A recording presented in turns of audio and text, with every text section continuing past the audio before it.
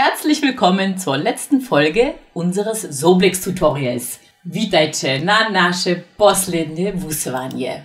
Heute geht es um die Soblex-App für Smartphones mit Android-Betriebssystem. Streng genommen braucht ihr die App nicht, um Soblex auf eurem Smartphone zu nutzen.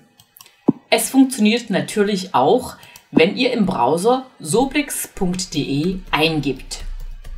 Nun aber zur App. Zunächst müsst ihr die App installieren.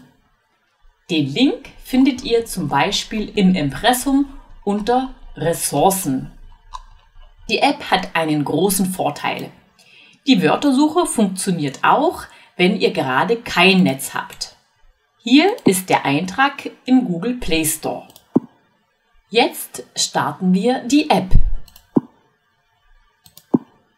Ihr seht hier die Hauptansicht der App und ganz links den Reiter Offline mit der Wörtersuche. Wir tippen zum Beispiel Ostern. Mit jedem Buchstaben wird die Suche verfeinert. Nun ein weiteres Wort. Oase. Wir klicken auf den Wörterbucheintrag und der Reiter Online wird aktiv. Es wird jetzt die Deklination von Oase angezeigt.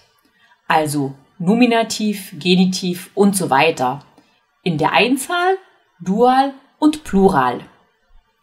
Diese Funktion ist nur verfügbar, wenn ihr ein Netz zur Verfügung habt.